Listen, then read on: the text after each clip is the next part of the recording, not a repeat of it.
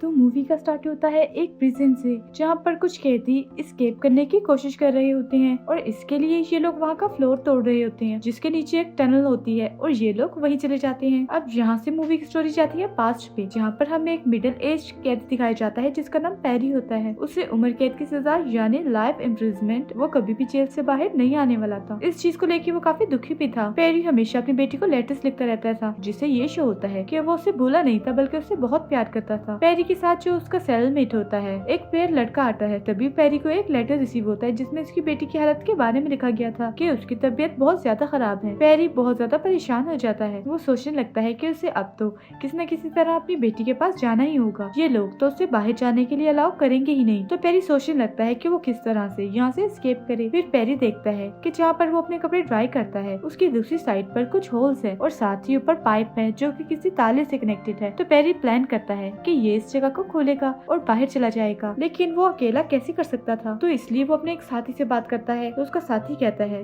ये बहुत मुश्किल काम है और हम पकड़े गए ना तो बहुत बुरा हाल होने वाला है। लाइफ इम्प्रिजमेंट से बल्कि जो सजा मिलेगी वो फिर सजाए मौत ही होगी। लेकिन तभी वो पेरी को एक और आदमी का बताता है जो कि बहुत बड़ा चोर था और बैड गाय के नाम से मशहूर था। वो बॉक्सिंग भी किया करता था। अब पेरी का साथी उसे सारे रास्ते समझाने लगता है क्योंकि उसे जेल के रास्तों के बारे में अच्छे से पता था। सारा कुछ समझने के बाद पेरी उसे चोर और बॉक्सर के पास जाता है और साथ ही वहाँ पर पेरी का साथी भी आ जाता है। ये तीनों एक साथ हो जाते हैं। अब ये तीनों इस बात पर राजी थे इसके जेल से एस्केप करने का टाइम आ चुका है। तो फिर ये प्लानिंग करने लगते हैं कि हम किस तरह से और किस रास्ते से बाहर जाएंगे। अब पेरी इनको बताता है कि मैं जिस जगह पर कपड़े ड्राई करता हूँ वो ऐसी जगह है जो कि बाहर के नल से कनेक्टेड है, लेकिन उसके पार जाना बहुत मुश्किल है। तो अकेला बंदा ये काम कर नहीं सकता। अगर सारे लोग साथ मिलकर भी काम कर लें तो वहाँ के गार्ड्स छोड़ेंगे क्या। तो भी पेरी उनसे कहता है इस जेल के चर्च को तो जानते होगे, कभी न कभी तो गए होगे ना। मैं एक बार चर्च में गया था। वहाँ पर एक ऐसा रूम है जो कि सीधा लॉन्ड्री रूम तक जाता है। अगर हम उसके थ्रू लॉन्ड्री रूम तक गए तो किसी को शक भी नहीं होगा कि हम लॉन्ड्री रूम में हैं। तो बॉक्सर कहता है क्या हमें चर्च की गार्ड नहीं देखेंगे, तुम्हें ये मसला नहीं लग रहा है। तो पेरी कहता है इसका हल भी है मेरे पास। मैंने कहा ना बातें मुझे सारी पता है, बस मेरे साथ भी तो कोई हो। बॉक्सर कहता है कि गार्ड्स के सामने हम ऐसे तो चर्च में जा नहीं सकते वरना वो अंदर भी हम पे नजर रखेंगे। तो इसके लिए हमें इसकी चाबी ही चाहिए होगी जो कि हासिल करना हमारे लिए इम्पॉसिबल है। तो पेरी कहता है मैंने उसका प्रिंट अपने पास रख लिया है, हम उसे चाबी बना सकते हैं। तो सब कहते हैं वाह भाई पेरी तुम तो कमाल करते हो। लेकिन अभी भी एक मसला होता है। ड्राइवर के पीछे जो जगह होती है वो स्टील की होती है और उसको काटना या तोड़ना बहुत मुश्किल हो जाना था। तो बॉक्सर कहता है ये काम तुम लोग मुझ पर छोड़ दो, मैं एक लोहे की रोड बना सकता हूँ। मेरे पास कुछ लोहा पड़ा हुआ है लेकिन उसकी प्रॉपर मोड़ने के लिए मुझे एक डायमंड चाहिए होगा और वही हमारी मदद करेगा। तो बाकी दोनों कहते हैं तुम हीरा कहाँ से लोगे। तो बॉक्सर बताता है यहीं पर एक बहुत बड़ा फाइटर भी है, उसके दांत में हीरा लगा हुआ है और जब ये किसी से लड़ाई होती है तो बाकी कैदी इन पर पैसे लगाते हैं, शर्त लगाते हैं कि कौन जीतेगा। अच्छा अब हमें पैसों की तो जरूरत नहीं है, जरूरत है तो हमें हीरे की, और इसके लिए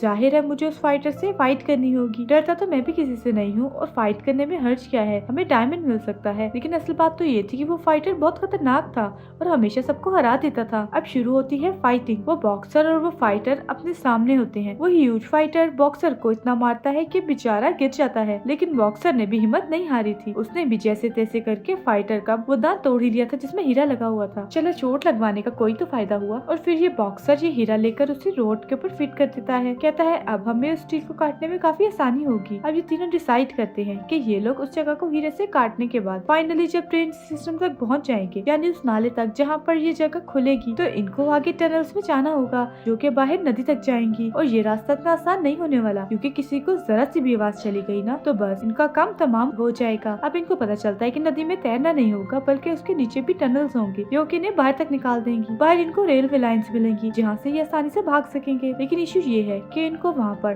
5 बजे से पहले पहुँचना होगा, इसलिए क्योंकि इसके बाद वहाँ पर वोल्टेज छोड़ दिया जाता है, बहुत हाई वोल्टेज, क्योंकि वो लोग भी जानते हैं कि कैदी यहाँ पर एस्केप करने आते ही होंगे। लेकिन यहाँ पर एक प्रॉब्लम हो जाती है। इनको बातें करता हुआ एक और कैदी सुन लेता है और वो पेरी को ब्लैकमेल करता है कि मुझे तुमसे ड्रग्स चाहिए वरना बेटा मैं तुम लोगों का प्लान सबको बता दूंगा, तुम लोग रहे कि यहीं बैठे रह जाओगे। अब पेरी को उस कैदी की बात माननी पड़ती है क्योंकि इस जेल में बहुत बड़ा गैंगस्टर होता है जिससे सब लोग डरते हैं। और जो लड़का पेरी के पास ड्रग्स मांगने आया था और जिसने इनका प्लान सुना था वो उसी गैंगस्टर का भाई था। तो पेरी चाहता है एक और कैदी के पास जो कि केमिस्ट था। उसने अपनी लाइफ में बहुत सी चीजें बनाई और यहाँ जेल में आकर भी वो अब ड्रग्स बनाया करता था। तो पेरी उसे सीक्रेटली कहता है बात सुनो, क्या तुम मेरे लिए ½ kg ड्रग्स बना सकते हो, मुझे किसी पागल को देनी है। तो वो केमिस्ट कहता है मैं तुम्हारे लिए क्यों बनाऊंगा। तो पेरी कहता है इसलिए क्योंकि इसके बदले में मैं तुम्हें जेल से बाहर अपने साथ ले जाऊंगा। इनफैक्ट हमारा कुछ प्लान बन रहा है, तुम्हें फायदे में रहने वाले हो। वो केमिस्ट मान जाता है काफी खुशी खुशी। अब वो लड़का पेरी के पास ड्रग्स लेने आता आता है तो पेरी से ड्रग्स देते हुए कहता है कि ये लो तुम्हारा काम पूरा हुआ, अब जुबान बंद रखना। लेकिन यही लड़का जो एक ड्रग एडिक्ट था अपने होश खोकर पेरी के सेलमेट को काफी तंग किया करता था,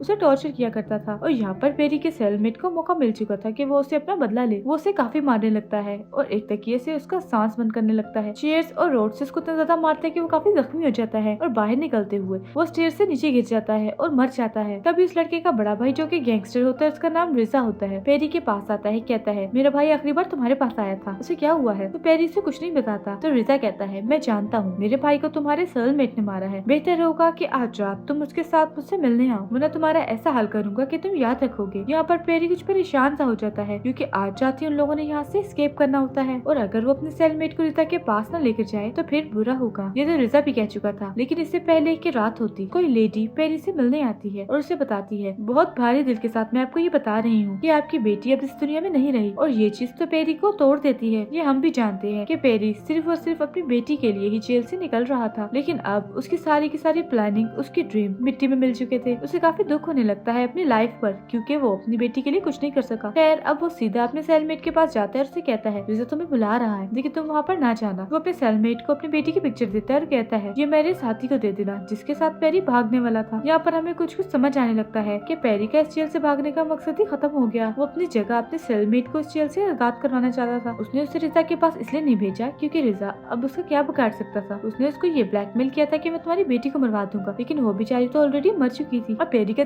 सेलमेट पहुंच जाता है पेरी के बाकी दोनों साथियों के साथ और वो लोग चर्च में पहुंच जाते हैं। लेकिन पेरी के जब दोनों साथी उसके सेलमेट को यहाँ पर देखते हैं तो कहते हैं तुम यहाँ क्या कर रहे हो? वो समझते हैं कि ये हमारा राज फाश कर देगा, लेकिन वो बताता है कि मुझे पेरी नहीं भेजा है। अब वो लोग उस रूम से होते हुए लॉन्ड्री रूम तक आ जाते हैं, लेकिन तभी वहाँ पर पेरी भी आ जाता है क्योंकि वहाँ जेल में अब उसका दिल नहीं लग रहा होता। वो लोग उसके साथ अच्छे थे, वो तो यहाँ से जा रहे थे, तो पेरी भी यहाँ से अब जाना चाहता है। अब वो चारों एक साथ होते हैं। अब इनका नेक्स्ट स्टेप था उस वेंडर को काटना जिसके अंदर होल्स बने हुए थे और उसको काटने के बाद ये लोग टनल्स में पहुंच जाते हैं, लेकिन देखते हैं कि सामने पानी ही पानी है, बहुत गहरा पानी, लेकिन फिर भी ये लोग उसमें कूद जाते हैं। अब ये सब के सब पानी में होते हैं। तभी इन लोगों को वहाँ पर डोर दिखता है जिसे खोलने के बाद ये लोग अंदर ग्राउंड टनल्स में पहुंच जाते हैं। इनका आधा काम तो यहीं पर हो चुका था। अब जैसे ये लोग वहाँ से आगे बढ़ने लगते हैं तो देखते हैं कि सामने एक दीवार है और रास्ता बंद है। इस वजह से ये लोग आगे नहीं बढ़ सकते, ना ये लोग आगे जा सकते थे और ना ही वापस पीछे जा सकते थे। तो इससे अब काफी होपलेस हो जाते हैं और सोचने लगते हैं कि अब हम क्या करें। तभी पेरी के सेलमेट कहता है हमारी मेहनत जाया गई। उनमें से एक आदमी को गुस्सा आ जाता है, वो कहता है तुम्हारी कहाँ की मेहनत, तुम तो आखिरी सेकंड पे आए हो। उसे पंच मारता है, लेकिन वो पंच उसे लगने के बजाय पीछे दीवार पर लग जाता है। उसमें एक स्पेस बन जाती है तो इनको पता चलता है ये दीवार बनी हुई है मिट्टी की, इसे गिराया जा सकता है। उनके पास वो जो टूल होता है डायमंड और लोहे का, उससे वो लोग दीवार को स्क्रैच करने लगते हैं और जल्दी उसमें एक बहुत बड़ा होल बना देते हैं। अब ये सारे लोग आगे बढ़ने लगते हैं, लेकिन इनमें से एक आदमी पर काफी ज्यादा मिट्टी गिर जाती है जिससे उसका सांस बंद होने लगता है। ये पेरी का वही साथी होता है जिसे पेरी ने सबसे पहले अपना प्लान डिस्कस किया था। तो केमिस्ट उसे अपने शोल्डर्स पर लेके आगे बढ़ने लगता है, लेकिन जल्दी उस आदमी की डेथ हो जाती है और ये लोग उसे यहीं पर छोड़कर आगे बढ़ने लगते हैं। अब इनके पास उसे जाने के लिए सिर्फ 1 घंटा बाकी होता है क्योंकि 5 बजे के बाद वहाँ पर करंट छोड़ दिया जाना था। अब आगे चलते चलते इनको रियलाइज होता है जैसे इनका कोई पीछा कर रहा है। ये लोग पानी में कूद जाते हैं। स्विम करते करते ये लोग उसके दूसरे किनारे पर आ जाते हैं और वहाँ से ये लोग रेलवे ट्रैक्स पर चढ़ने लगते हैं। उस पर चलते चलते केमिस्ट का पाँव एक रेलवे ट्रैक में फंस जाता है और बॉक्सर उसकी मदद करने लगता है, लेकिन ये टाइम ठीक नहीं था, बहुत देर हो चुकी थी क्योंकि पीछे से एक ट्रेन आ रही थी। उनके पास भागने तक का टाइम नहीं था। ट्रेन इन दोनों को कुचल देती है। अब बाकी बचे थे सिर्फ और सिर्फ पेरी और उसका वही सेलमेट जो कि उसकी बेटी की उम्र का ही होता है। वो लोग भागते भागते बाहर स्टेशन पर आ जाते हैं। दोनों बहुत खुश होते हैं। पेरी और उसका सेलमेट अच्छे से मिलते हैं और अपने रास्ते अलग अलग पकड़ लेते हैं। पेरी एक्सीलरेटर से ऊपर आ रहा होता है, तभी से फील होता है जैसे कोई इसे पीछे से किसी ने स्टैप किया है। जब वो पीछे मुड़ के देखता है तो हम ये सीन देखते हैं कि जैसे वो रिजा के ही सेल में है। असल में उसे रिजा नहीं स्टैप किया होता है। जो स्टोरी और जो सीन हम देखते आ रहे हैं वो बिल्कुल भी रियलिटी नहीं थे, वो पेरी की इमेजिनेशन थी जो कि वो खुद सोचा करता था। जाहिर है ये उसका ड्रीम होगा इस जेल से बाहर आना, लेकिन अब तो रिजा उसे स्टैप कर चुका था। हमने अब तक जिन कैदियों की डेथ देखी यहाँ से एस्केप करने के बाद वो मरते गए, वो भी झूठ था। वो यहाँ से निकल भी गए होंगे, क्या पता अब तक वो चारों उस स्टेशन पर भी पहुँच चुके हों। पेरी तो यहीं पर था और इसने कभी उनको ज्वाइन किया ही नहीं था क्योंकि मूवी के लास्ट सीन में हमें वो चारों जिंदा दिखाए जाते हैं जो वो टनल में पहुंच चुके थे। फिर हम देखते हैं कि पेरी मर चुका है, लेकिन मरने से पहले उसे ख्वाब आता है जो कि मोस्ट प्रोबेबली उसकी अपनी इमेजिनेशन भी होगी कि वो अपनी बेटी को एक जगह पर खड़ा हुआ देखता है। वो उसको गले से लगा लेता है और उससे कहता है मैंने तुम्हें बहुत मिस किया। इसी के साथ ये मूवी यहीं पर खत्म हो जाती है। Thank you for watching. Movie अच्छी लगी हो तो लाइक, शेयर और चैनल को सब्सक्राइब जरूर कीजिएगा।